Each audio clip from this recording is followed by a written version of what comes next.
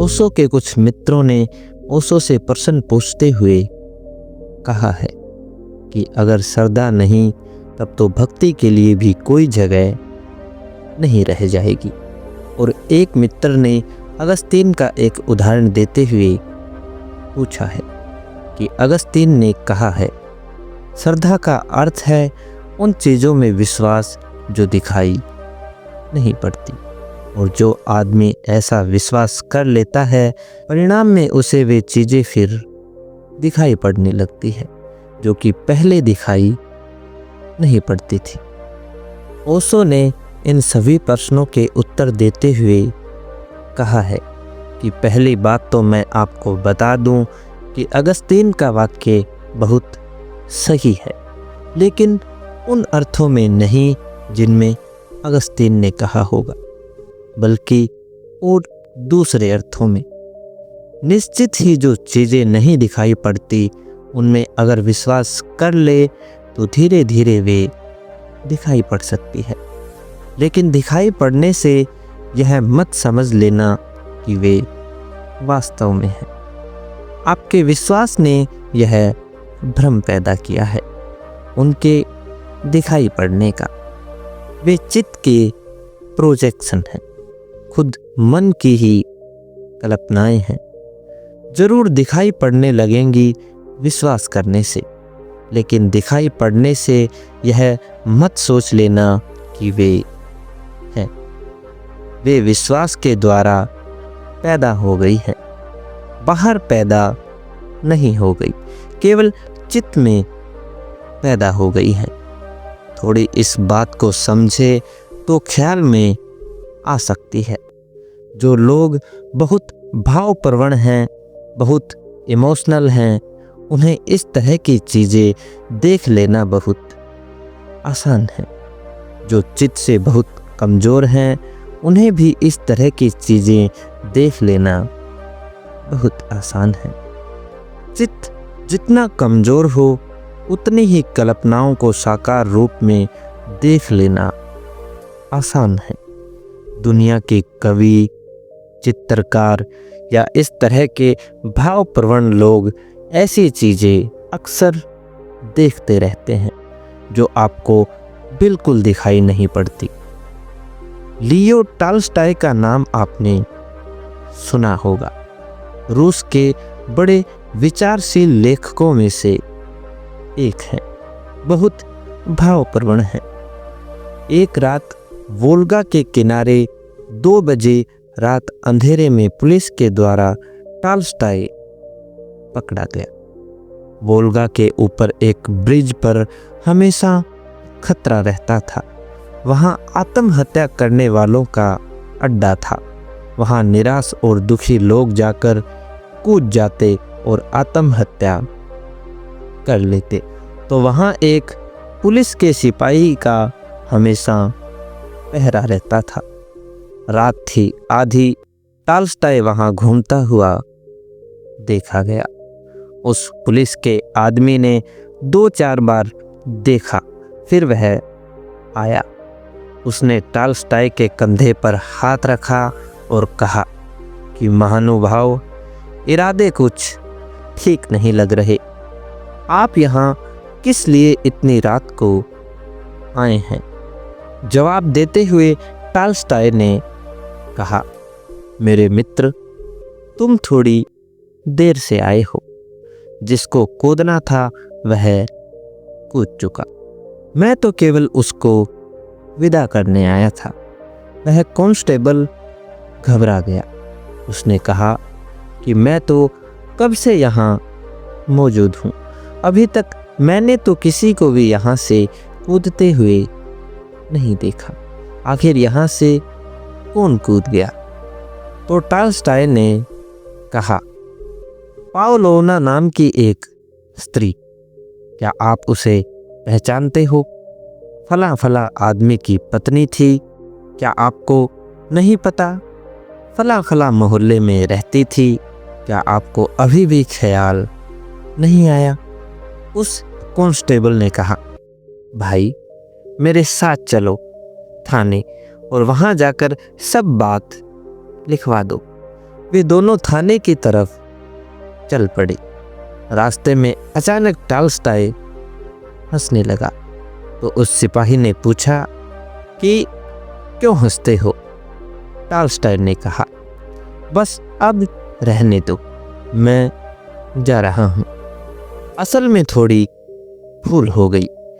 मैं एक उपन्यास लिख रहा हूँ और उसमें एक पावलोना नाम की स्त्री वोल्गा में कूदकर आत्महत्या कर लेती है और मैं इतना अभिभूत हो गया उसकी आत्महत्या से कि घर से उठकर ब्रिज पर चला आया और मैं भूल गया तुमसे कहना। अब मुझे ख्याल आया है कि वह किसी सच्चे आदमी की बात नहीं है, वह सिर्फ मेरी कल्पना की ही बात है। मैं घर वापस जाता हूँ। इतना ही नहीं, टॉल्स्टॉय एक दफ़ा सीढ़ियाँ चढ़ रहा था। एक छोटी सी लाइब्रेरी में जा रहा था। ऊपर संकरी सीढ़ियाँ थी, 2 आदमी निकल सकते थे। वह खुद चढ़ रहा था और उसके साथ एक औरत चढ़ रही थी। वह भी उसके उपन्यास की ही एक पात्र थी जिससे वह अक्सर बातचीत करता हुआ देखा गया। वह उसी औरत के साथ ऊपर चढ़ रहा था। कवि और पागल अक्सर यह करते रहते हैं, उन लोगों से बातें करते रहते हैं जो कहीं भी नहीं है। वह ऊपर चढ़ रहा था। ऊपर से एक आदमी नीचे उतर रहा था। सीढ़ियाँ थी संकरी और 2 ही लोग निकल सकते थे। 3 के लायक जगह न थी। बीच में थी औरत और यह 1970 की क्रांति के पहले की बात है। अब तो रूस में औरतों को धक्का दे सकते हैं, तब धक्का भी नहीं दे सकते थे।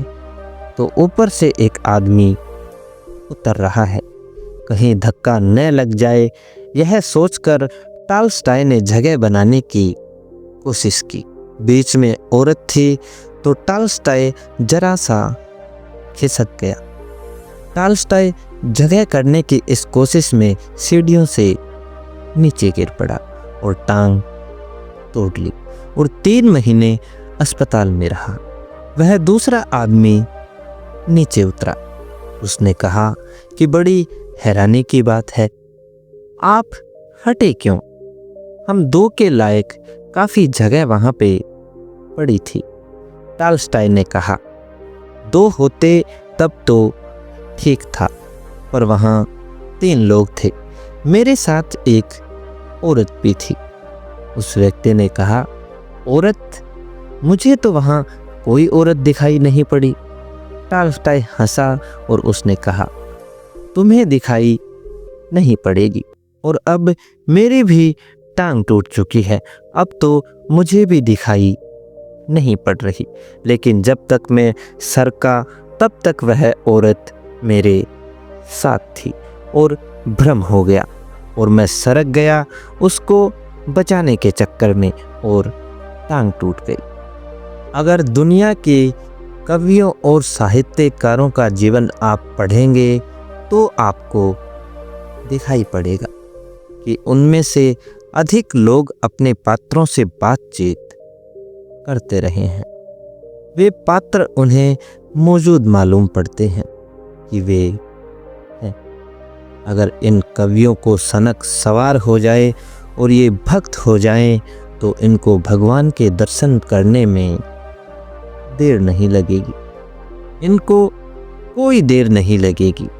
ये जिस प्रकार के भगवान चाहेंगे उस प्रकार के भगवान के दर्शन कर लेंगे। ये अगर चाहेंगे कि बांसुरी बजाने वाले भगवान के दर्शन हों तो वे मौजूद हो जाएंगे। ये अगर चाहेंगे कि धनुर्धारी भगवान प्रकट हो जाएं तो वे मौजूद हो जाएंगे। ये सूली पर लटके हुए क्राइस्ट को देखना चाहेंगे तो वे भी मौजूद हो जाएंगे।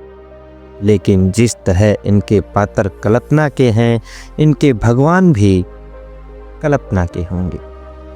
आज तक जितने भी भगवान देखे गए हैं वे सभी कल्पना के हैं, क्योंकि भगवान कोई व्यक्ति नहीं है कि देखा जा सके। भगवान एक अनुभूति है, व्यक्ति नहीं कि देख लिया जाए। इसलिए जिस प्रकार का भी भगवान देखा जाएगा वह भगवान मनुष्य की कल्पना की ही सृष्टि है, उसका मेंटल क्रिएशन है। और सबसे बड़ी बात कि अपने हाथ में भी है। मुरली वाले को देखना हो तो देख सकते हैं, धनुर्धारी को देखना हो तो देख सकते हैं, चतुर्मुखी भगवान को भी अगर वो देखना चाहें तो वो देख सकते हैं। निग्रो जिस भगवान को देखना चाहेगा उसके होठ भी निग्रो जैसे होंगे, उसके बाल भी निग्रो जैसे होंगे। और अगर चीनी अपने भगवान को देखना चाहेगा तो उसकी हड्डियां उभरी हुई होंगी, रंग पीला होगा। और अगर हिंदू जिस भगवान को देखना चाहेगा वह भारतीय शक्ल में होगा। और दुनिया में जो अपने भगवान को देखना चाहता है वह अपनी शक्ल में देख लेता है। अगर गधे और घोड़े भी भगवान को देखते होंगे तो वह भी अपनी शक्ल में देखते होंगे, आदमी की शक्ल में नहीं। यह भगवान जिसको हम श्रद्धा और भक्ति में देख लेते हैं यह कोई साक्षात नहीं है सत्य का। और याद रखें, परमात्मा से मेरा अर्थ किसी रूप, किसी रंग से नहीं है, किसी आकार से नहीं है, बल्कि समस्त जीवन, समस्त अस्तित्व, यह जो टोटल एग्जिस्टेंस है, यह जो सारी चीज़ों के भीतर व्याप्त प्राण हैं, इसके अनुभव से है। इसका कोई दर्शन नहीं हो सकता, इसका अनुभव हो सकता है। एक आदमी को प्रेम का अनुभव हो सकता है, लेकिन कोई आदमी आकर यह खबर दे कि आज रात मुझे प्रेम का दर्शन हुआ, फिर तो बड़ी गड़बड़ हो जाएगी। प्रेम के दर्शन से क्या मतलब? क्या प्रेम कोई आदमी है कि जिसका दर्शन हो जाएगा? क्या प्रेम कोई वस्तु है जिसका दर्शन हो जाएगा? प्रेम का अनुभव हो सकता है परंतु दर्शन नहीं। प्रेम एक जीवंत अनुभूति है, एक एक्सपीरियंस है। परमात्मा और भी गहरी अनुभूति है। परमात्मा का भी दर्शन नहीं हो सकता, हाँ अनुभव हो सकता है। परमात्मा दिखाई नहीं पड़ सकता, लेकिन परमात्मा को जाना जा सकता है। और जानने का रास्ता यह नहीं है कि आप कोई कल्पना करें, जानने का रास्ता यह है कि सब कल्पना छोड़ दें और शून्य हो जाए। जब तक कोई कल्पना है तब तक उस कल्पना को जानने की कोशिश करें। कल्पना जानी जा सकती है और उसको जानने के उपाय हैं, कल्पना जानने के उपाय हैं। कल इसी चर्चा को हम आगे जारी रखेंगे। आज की चर्चा में इतना ही। आपने मेरी बातों को इतने प्रेम और मौन से सुना, उसके लिए बहुत बहुत अनुग्रहित हूँ। अंत में आपके भीतर बैठे परमात्मा को मेरा प्रणाम, कृपया मेरा प्रणाम स्वीकार करें। धन्यवाद। आपको इस चर्चा से क्या समझ आया आप मुझे कमेंट बॉक्स में ज़रूर बताएं। वीडियो को लाइक करें और सब्सक्राइब करें आपके अपने चैनल फिलोसोफर विंग्स को। फिलोसोफर विंग्स मतलब एक कदम विचार की ओर। धन्यवाद।